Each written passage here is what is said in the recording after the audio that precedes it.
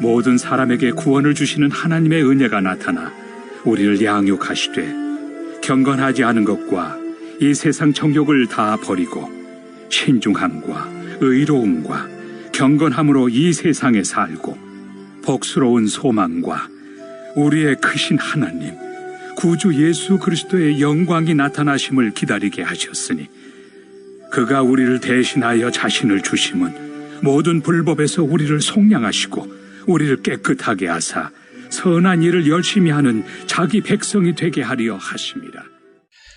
지난 20세기를 빛낸 흑인 성악가 중에 마리아 앤더슨이라는 여자가 있습니다. 이 사람은요, 세계 최초로 흑인 오페라 가수가 된 사람입니다. 사실 여러 분야에서 흑인으로서 최초라는 수식어가 가장 많이 붙은 중요한 인물입니다. 한 번은 이 사람이 흑인 최초로 오스트리아 자스부르크의 유명한 음악제의 무대에 서게 되었습니다. 이 무대를 지켜본 사람이 있는데 그 당시에 세계적인 거장 지휘자였던 토스카니니가 그 광경을 보았습니다. 그리고 그는 그녀에 대해서 이렇게 평가를 했습니다. 100년에 한 번 나올 수 있는 목소리를 가진 사람이다. 아낌없는 찬사를 보내어 주었습니다. 그녀는 어릴 적에 이렇게 음악을 하게 된 것은요, 교회 성가대에 섰습니다. 교회 성가대에서 음악을 접한 다음에 그 교회의 후원으로 음악 공부를 계속해서 이어갔습니다. 마침내 꿈에 그리던 성악가가 되어서 뉴욕 맨하탄 홀에서 독창회를 가질 정도로 유명한 인물이 되었습니다. 하지만 그 당시에 인종차별이 너무너무 심했습니다. 백인들이 흑인들을 인정하지 않고 흑인들이 예술가들을 핍박하던 그런 시대였습니다. 백인들의 숱한 모함과 악평을 받아야만 했던 여인이었습니다. 결국 그녀는요, 그 악평 때문에 시리에 빠졌습니다. 그래서 그 마음에 결심을 하게 됩니다. 다시는 내가 노래를 부르지 않겠노라. 백인들의 그 편견 때문에, 그 모함 때문에, 그 악평 때문에 여인은 노래 부를 힘을 잃어버렸습니다. 다시는 내가 노래를 부르지 않겠다라고 결심하고 좌절했습니다. 그때 그녀의 어머니가 그녀에게 조용히 다가가서 이런 말을 건네게 됩니다. 얘야, 먼저 은혜를 알아야 한다. 오늘 내가 여기까지 온 것도 다 하나님의 은혜 때문이 아니겠니? 그는 어렸을 때부터 교회에서 성가대에 서면서 하나님의 은혜를 경험했던 사람이었고, 그리고 교회의 후원을 받아서 유명한 성악가가 되었기에 모든 것이 하나님의 은혜였다는 거죠. 그래서 어머니가 책망하지도 않고 세상적인 다른 말로 위로하지 않고 딱 한 가지만 얘기했던 것. 지금까지 하나님의 은혜로 살아오지 않았니? 오늘 여기까지 이런 것도 하나님의 은혜가 아니니? 그 어머니가 좌절하고 있는 그 딸에게 하나님의 은혜를 상기시켜 주었습니다. 그때부터 이 앤더슨은요, 어머니의 그 말을 듣고, 그렇구나. 내가 하나님의 은혜로 여기까지 왔구나. 그것을 깨닫는 순간 마음에 평안함이 왔습니다. 그리고 환경을 초월해서 감사하는 마음을 갖게 되었습니다. 다시 새롭게 일어서서 노래를 부르기를 시작했죠. 그래서 그녀가 세계적인 명성을 떨치는 성악가로 성공한 사람이 되었다는 것입니다. 어떤 일에 성공이나 성취나 형통함보다도 언제나 먼저 되는 것이 하나 있습니다. 우선시 되는 것이 있습니다. 은혜라는 것입니다. 하나님의 은혜. 먼저 하나님의 은혜를 알고 그 은혜 안에 살게 되면은 세상 환경이 어떠할지라도 마음에 평안함이 있고 감사한 수가 있고 당당하게 자신의 인생길을 걸어갈 수가 있더라는 것입니다. 사랑하는 성분, 혹시 내가 성공하는 일 때문에 마음에 불안한 생각이 있으십니까? 아니면 내가 어떤 일을 성취하지 못해서 지금 좌절하고 계십니까? 아니면 내 삶이 형통하지 못해서 너무 어렵고 힘든 분이 계십니까? 그 일에 침몰하지 말고 내가 먼저 할 수 있는 것이 무엇일까? 우선순위가 하나님의 은혜를 깨닫는 것입니다. 내가 지금 살고 있는 것도 하나님의 은혜이구나. 내가 앞으로 살아갈 것도 하나님의 은혜이구나. 하나님의 하나님의 은혜로 내가 살고 있구나, 이것을 깨닫는 순간 감사하는 마음이 들게 되고 마음에 평안함이 있고 무슨 일을 하더라도 긍정적인 마음을 가지고 일할 수 있는 사람인 줄로 믿습니다. 오늘날 우리가 살고 있는 이 시대, 코로나19 팬데믹 때문에 모든 사람들이 다 힘들어하고 있습니다. 결코 세상이 밝지가 않습니다. 그리고 내년까지도 우리의 마음속에 희망적이지 못한 소식을 종종 접하게 됩니다. 그러나 우리가 처한 환경, 이런 환경에서 우리가 감사한 평안한 마음 가지고 하나님을 섬길 수 있는 것, 우리에게 무엇이 중요하냐면요, 하나님의 은혜를 먼저 깨닫는 것입니다. 늘 그 은혜 깨닫고 살아왔지만은 특별히 이 시대에 우리에게 꼭 필요한 것이 있다면, 삶의 우선순위가 있다면 내가 하나님의 은혜로 살고 있구나라는 것을 깨닫는 순간 내 삶이 달라지게 될 줄로 믿습니다. 그러나 은혜는 아무나 받는 것이 아니죠. 하나님의 은혜는 햇빛처럼 모든 사람에게 두루 내리지만은 그 은혜를 입고 인생을 사는 사람은 따로 있더라는 것입니다. 바로 우리 그리스도인들입니다. 그리스도인은 늘 하나님의 은혜를 입고 그 은혜로 인생을 사는 사람들인 줄로 믿습니다. 하나님께서 우리에게 항상 풍성한 은혜를 베풀어 주시는데 그 은혜를 깨닫고 사는 사람은 우리의 생각과 우리의 행동이 달라져야 되겠죠. 우리는 은혜를 받는 것으로 끝나는 것이 아니라 은혜 받고 난 이후에 우리의 삶의 모습에 대해서 관심을 가져야 될 필요가 있습니다. 우리가 받고자 하는 하나님의 은혜는 우리 인생의 삶의 목표가 아니고 그 우리의 삶을 변화시키는 거룩한 도구가 되는 줄로 믿습니다. 하나님의 은혜를 받은 사람, 하나님의 은혜를 경험한 사람은 삶의 변화가 일어나서 하나님의 은혜로 인생을 살아가는 사람이 될 줄로 믿습니다. 오늘 본문의 말씀에도 보니까 하나님의 은혜를 받고 그 은혜로 인생을 사는 사람들의 이야기가 기록이 되어 있습니다. 하나님의 은혜를 받은 사람은 인생을 이렇게 살아야 된다고 교훈하고 있는 것이 본문의 내용입니다. 우리는 하나님의 은혜를 받고 살죠. 하나님은 우리에게 은혜를 주셨고 우리가 그 받은 은혜를 받은 사람들로서 인생을 어떻게 살아야 할지를 오늘 본문을 통해서 함께 은혜를 받게 되기를 원합니다. 먼저 우리에게 하나님의 은혜가 어떻게 나타나게 되었는지 오늘 본문을 보시기 바랍니다. 11절과 12절의 말씀 걸치는 말씀인데 제가 먼저 한번 읽겠습니다. 모든 사람에게 구원을 주시는 하나님의 무엇가? 은혜가 나타나 우리를 양육하시되, 이 말씀을 통해서 보면요, 두 가지 점을 특별히 강조하고 있죠. 하나는 모든 사람에게 구원을 주시는 하나님의 은혜가 나타났다는 것입니다.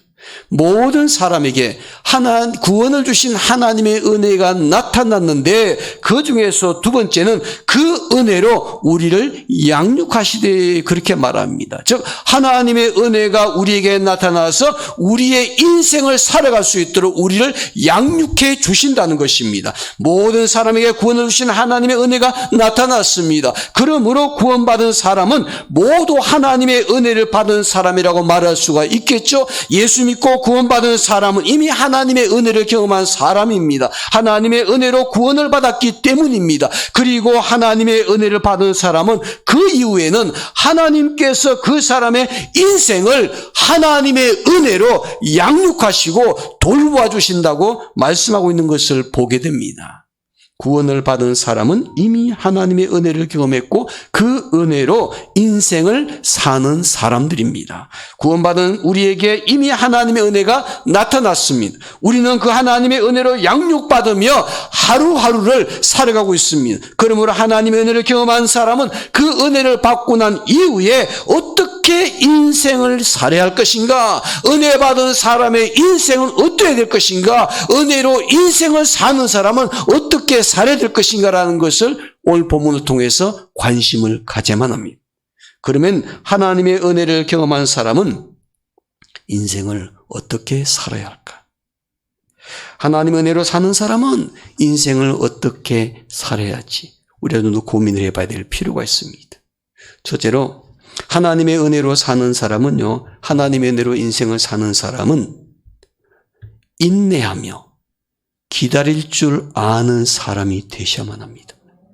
은혜로 인생을 사는 사람은 모든 일에 인내하면서 기다릴 줄 아는 사람이 되셔야 한다는 거죠.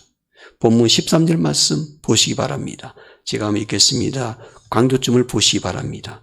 복스러운 소망과 우리의 크신 하나님 구주 예수 그리스도의 영광이 나타나심을 무엇하게 하셨으니? 기다리게 하셨으니. 모든 사람에게 구원을 주시는 하나님의 은혜가 나타나서 우리를 양육하시되 기다리게 하셨다라고 말씀하고 있죠. 그러므로 하나님의 은혜를 받고 그 은혜로 인생을 사는 사람들은요, 무엇보다도 인내하며 기다릴 줄 아는 사람이 되셔야만 합니다.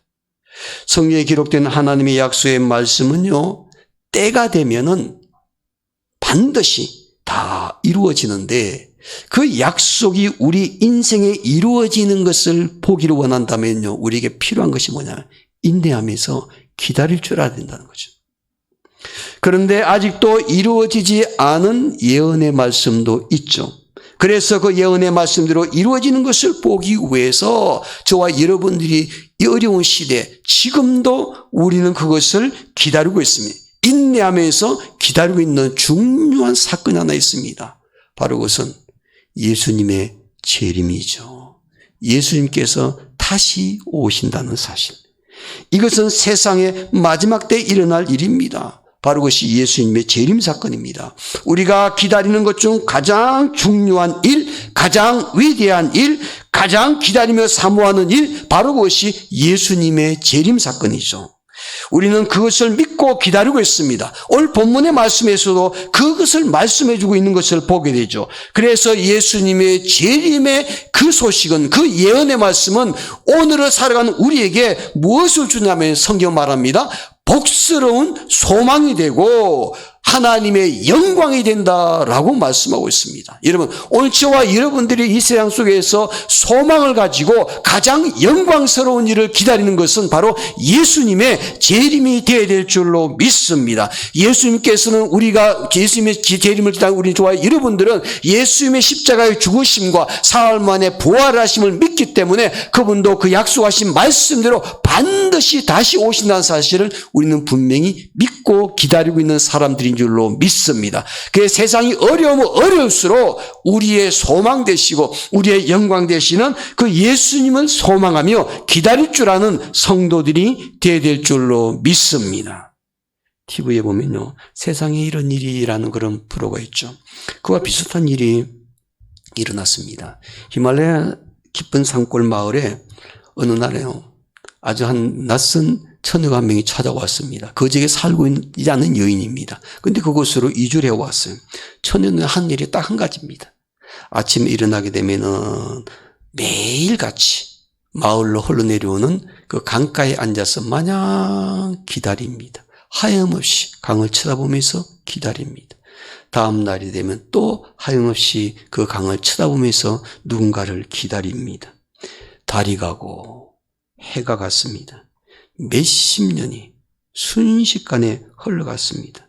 고왔던 그 처녀의 얼굴은요, 이제는 처녀의 모습은 하나도 없고 주름이 자국자국 할머니가 되었습니다. 머리카락도 다 하얘졌습니다. 아주 여인 그 할머니 모습. 그래도 그 마을을 떠나지 않고 하염없이 강물을 바라보고 기다리고 있습니다. 그런데 어느 날, 봄날, 산 위에서 물이 흘러내려가는데 보니까 뭐가 떠내려왔습니다. 이 할머니가 벌떡 일어나 가보니까 자기가 기다리고 있는 젊은 사람의 시신이었습니다. 바로 자기의 약혼자였습니다. 과거에 자기의 약혼자가 히말라야산을 등반하다가 실종되어서 눈에 묻히게 되었는데 여인은요, 그 사람을 너무나 사랑했기 때문에 언젠가는 산에 눈이 녹으며 눈이 녹고 또 녹고 녹다 보면 그 시신이 녹아서 녹인 물이 따라 흘러내릴 것이라는 그런 믿음을 갖고 그 젊은 약혼자를 기다리고 있었던 것이죠. 결국 그 젊은 약혼자를 만났습니다. 그저 죽은 시신이지만은 그 시신을 끌어안고 얼굴을 비비면서 하염없이 눈물을 흘렸던 기사가 나왔습니다.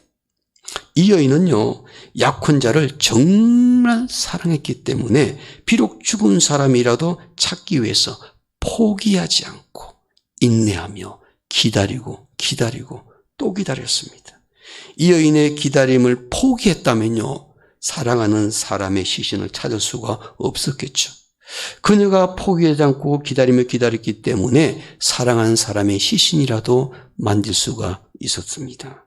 여러분, 우린 그렇습니다. 정말 우리가 무언가를 사랑한다면요, 인내하며 기다릴 수 있습니다. 우리가 하나님의 사랑을 받고 사는 사람이기에, 주님의 사랑을 경험한 사람이기에, 정말 주님을 사랑하고 하나님을 사랑한다면 주변의 환경이 어떠할지라도 주님께서 약속하신 말씀, 하나님께서 성경을 통해서 우리에게 주신 약속의 말씀은 반드시 이루어진다는 것을 믿기 때문에 우리는 참고 기다리며 기다릴 수 있는 줄로 믿습니다. 때로는 우리의 삶 속에 우리가 어떤 일을 할 때 그것이 당장 이루어지지 않을 때가 있죠. 하나님 약속의 말씀을 붙잡고 그 말씀대로 될 줄 알았는데 그것이 아직도 이루어지지 않는 일이 있고, 또 내가 기도했을 때 기도 응답은 받기는 받았는데 그것이 내 삶 속에 당장 이루어지지 않고, 그래서 우리가 기다릴 필요가 있는데, 우리가 그 응답하시는 주님 하나님을 정말로 사랑한다면 우리의 환경이 아무리 어렵다 할지라도 그 주님을 신뢰하고 인내하면서 기다릴 수 있는 줄로 믿습니다. 사랑하는 여러분, 오늘 저와 여러분들이요, 하나님의 은혜로 삶을 살고 있다라고 고백한다면은 하나님께서 약속하신 말씀, 기도 응답을 우리에게 주신 말씀, 그 말씀을 붙잡고 삶을 살아갈 때 환경이 아무리 힘들고 어려워도 참고 인내하면서 기다리게 될 때 하나님의 놀라운 역사를 성취하는 믿음의 사람들이 될 줄로 믿습니다. 하나님의 은혜로 사는 인생, 바로 이런 사람들은 하나님을 신뢰하고 인내하며 기다릴 줄 아는 사람이 되셔야만 합니다. 둘째로, 하나님의 은혜로 인생을 사는 사람은요, 경건한 생활을 하셔야만 합니다. 본문 12절 말씀 보시기 바랍니다. 12절 말씀 강조점을 보시기 바랍니다. 우리를 양육하시되 경건하지 않는 것과 이 세상 정욕을 다 버리고 신중함과 의로움과 무엇으로 이 세상에 살고 경건함으로 이 세상에 살고, 그렇게 말해요. 우리가 이 세상에 살 때 어떻게 살아야 경건함으로 살았다고 말합니다. 하나님의 은혜를 받고 그 은혜로 양육받으며 사는 사람들은 경건함으로 이 세상을 살아야 된다고 말씀하고 있죠. 은혜를 받은 사람의 표징은 경건한 생활로 나타나게 되는 것이죠. 세상 속에서 거룩한 삶을 사는 것입니다. 세상 속에 살면서도 세상 사람들과 구별된 삶을 사는 것입니다. 바로 이것이 하나님의 은혜로 사는 사람의 모습이라고 말할 수 있습니다. 우리가 경건한 사람으로 산다는 것 자체는 우리가 성경적을 옆구리에 끼고 거룩한 걸음을 걷는 것도 아닙니다. 우리가 경건하게 산다는 것은 세상 사람들과는 뭔가 다르게, 세상 사람들과는 다르게 구별된 그리스도인의 삶을 사는 것, 바로 이런 사람들이 경건한 삶을 사는 사람이죠. 우리에게 은혜를 주신 하나님은 거룩하신 분이지 않습니까? 거룩하신 하나님께서 내가 거룩하니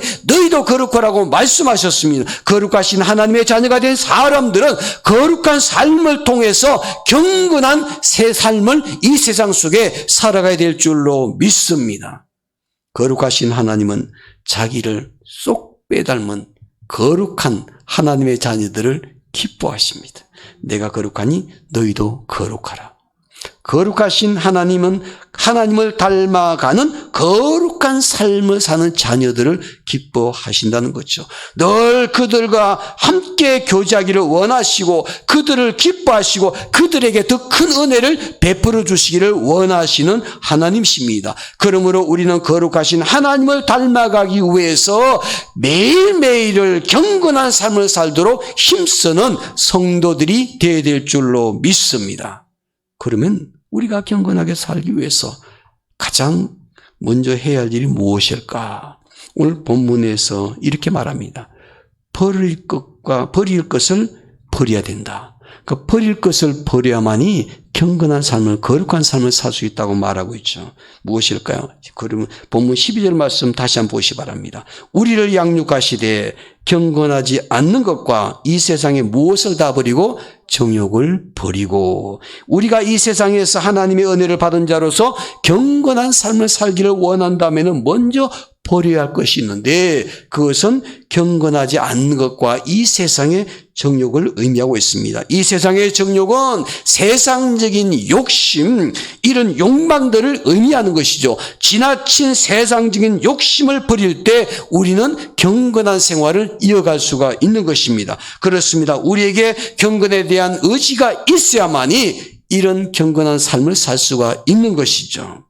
오늘 저와 여러분들이 하나님께서 우리에게 원하시는 것, 하나님의 은혜로 사는 인생 살아가는 사람들이 원하시는 것, 버릴 것들은 버리고 경건하게 하나님의 자녀로 삶을 살아가는 사람의 모습이라고 말할 수가 있습니다.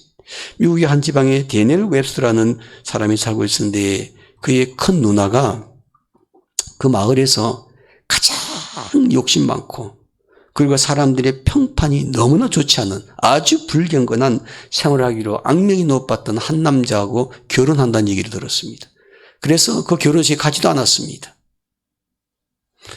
그러고 난 다음에 한 5년쯤 흐르고 난 다음에 소식이 들려왔습니다. 바로 누나의 남편, 매형이겠죠? 매형이 사람이 달라졌다는 겁니다. 변화되었다는 거죠. 그래서 그 사람에게 별명이 하나 붙었습니다. 경건한 사람. 그런데 다니엘 웹스가 믿어지지가 않았어요. 어떻게 그 동네에서 악명 높은 사람이었고, 사람들이 그렇게 평판이 좋지 않은 불경한 사람이 있고, 입에 욕설을 달고 살던 사람이 어떻게 경건한 사람이 될 수 있는가. 그래서 반신반의하면서 그 매형에게 큰 변화가 일어났다는 얘기를 듣고 5년 만에 찾아갔습니다.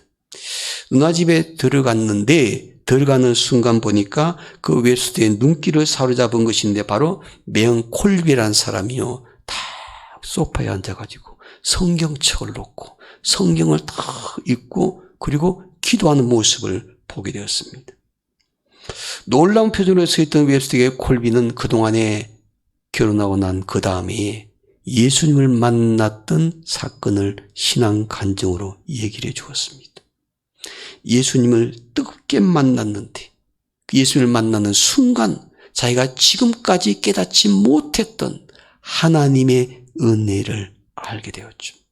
사람들에게 왕따당하고, 사람들에게 조롱받고, 사람들에게 무시당하고, 그렇게 살던 사람이 주님을 만나고 난 이후에 주님의 은혜를 깨닫는 순간 사람이 180도로 달라졌습니다.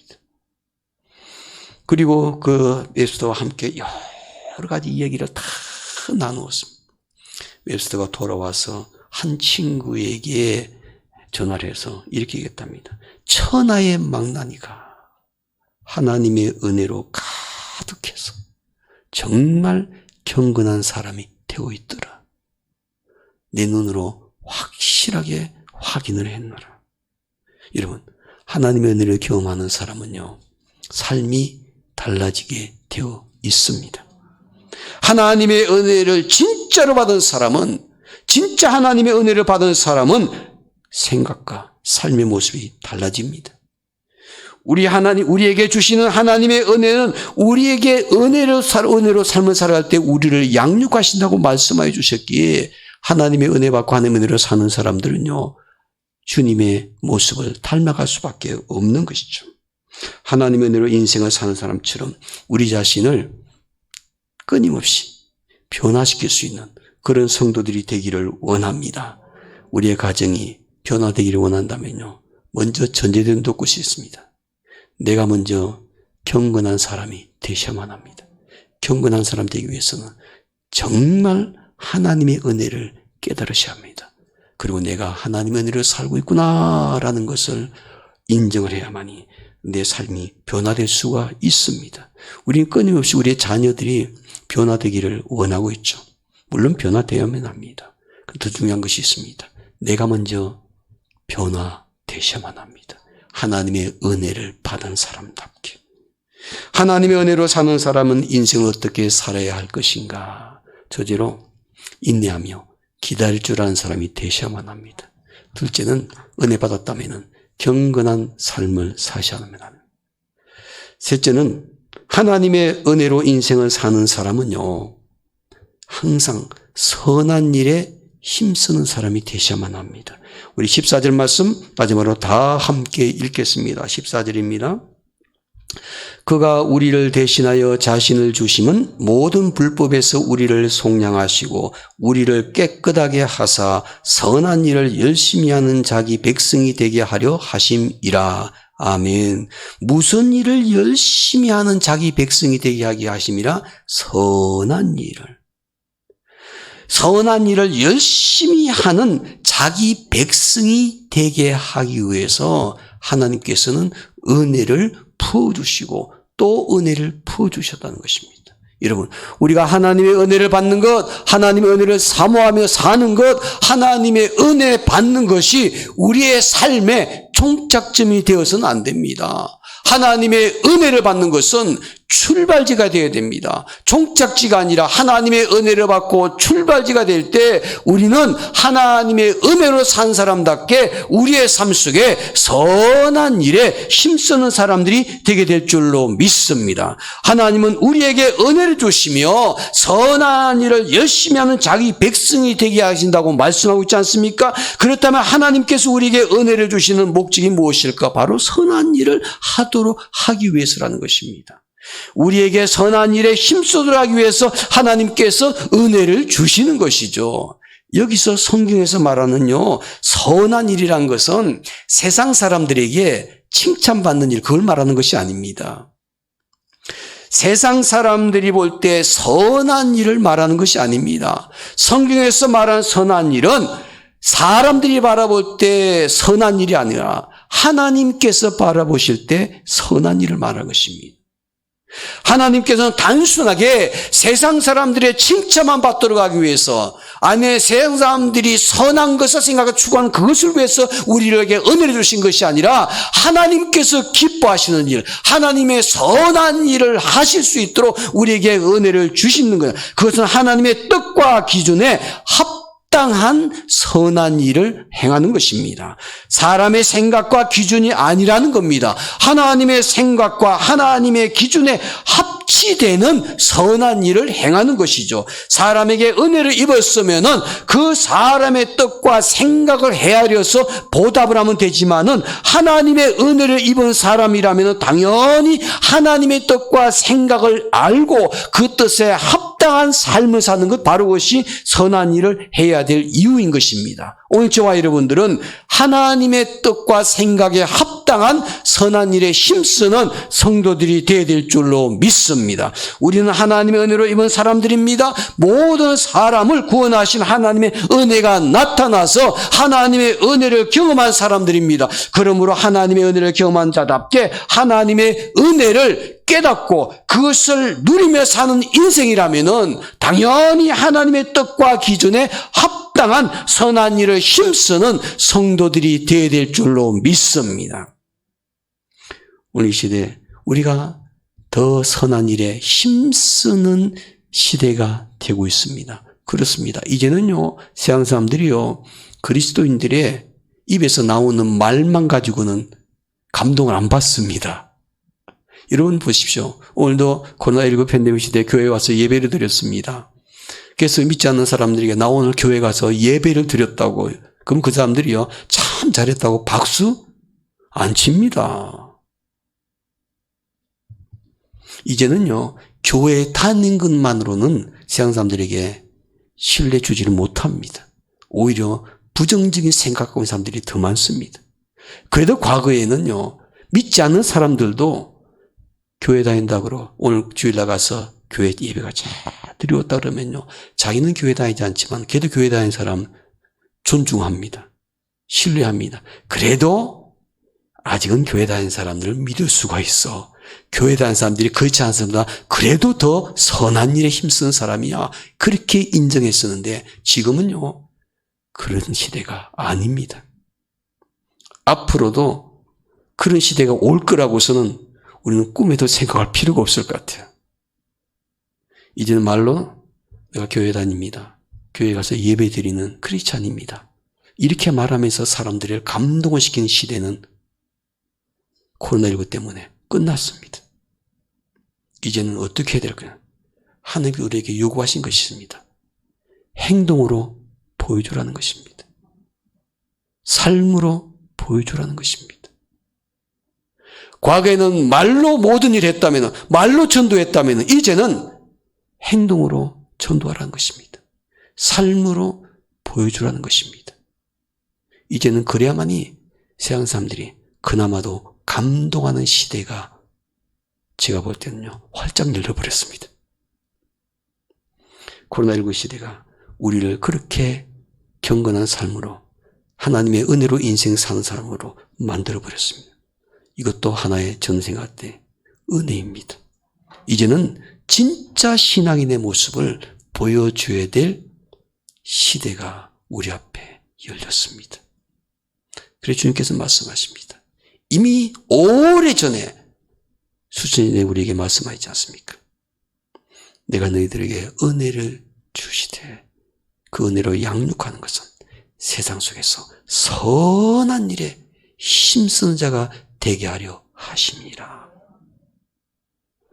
우리의 삶이 선한 일에 힘쓰는 사람 될 때 세상 사람들은 마음을 열고 주님을 받아들인 역사가 일어나게 될 줄로 믿습니다. 러시아 모스크바에 복음의 문이 다시 열리기 시작했을 때 국제 유학생 선교단체에서요, 모스크바 한복판에서 집회를 했습니다. 전도 집회를 했습니다. 많은 모스크바 청년들이요, 궁금했습니다. 도대체 기독교가 무엇일까? 도대체 모여가지고 어떤 집회를 할까?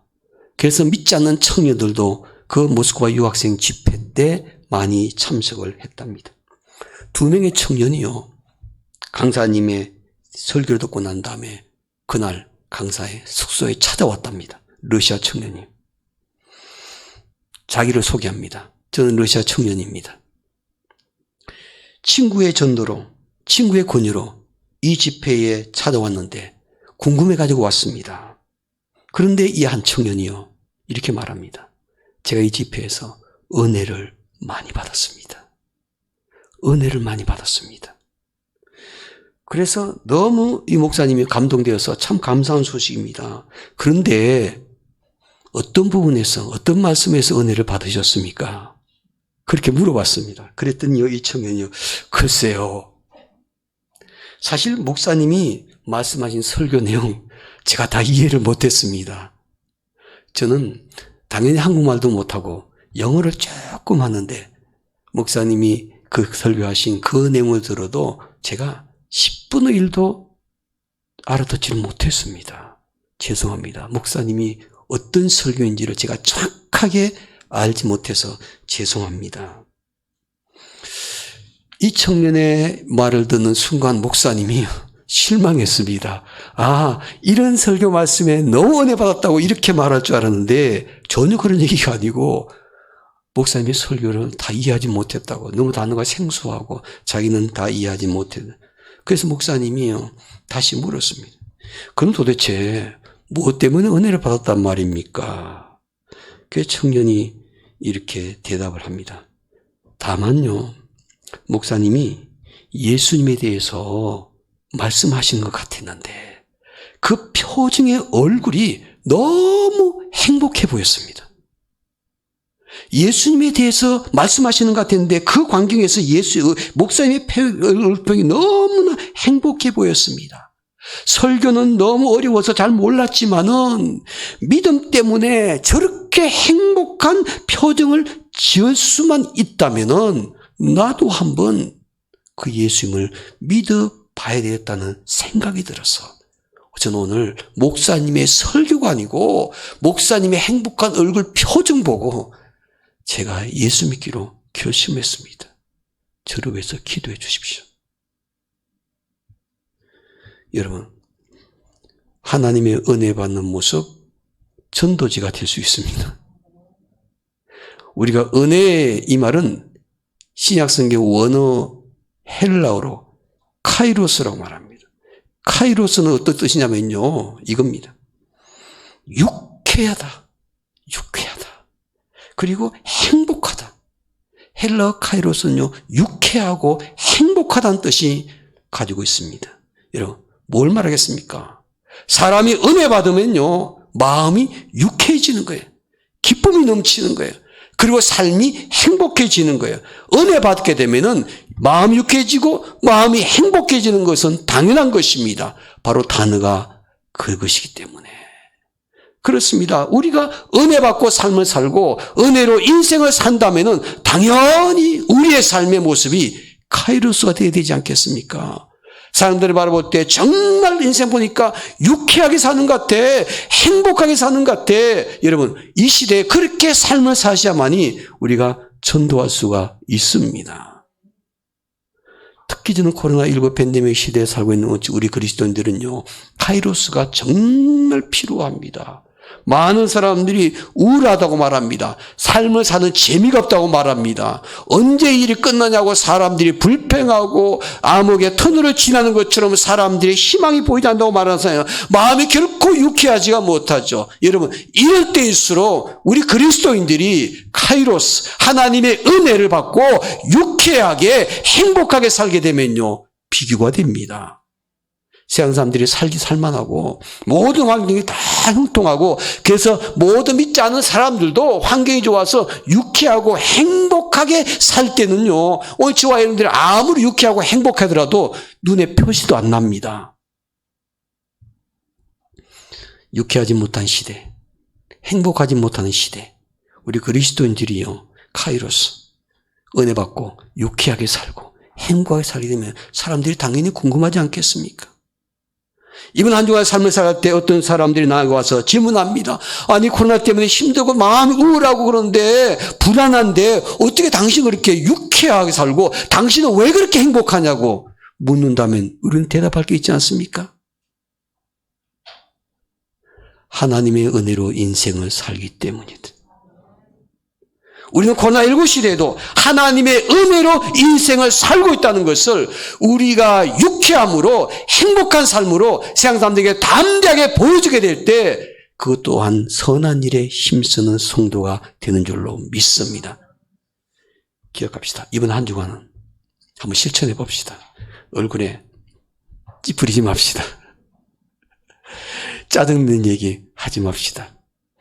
어떻게 해서라도 카이로스, 은혜 받은 사람처럼 아주 유쾌하게 그리고 행복하게 환경을 초월해서 삶을 사는 우리 태면의 성도들이 되어서 우리의 삶 그 자체가 전도자가 될 수 있는 삶이 되기를 주님의 이름으로 축원합니다. 기도하겠습니다.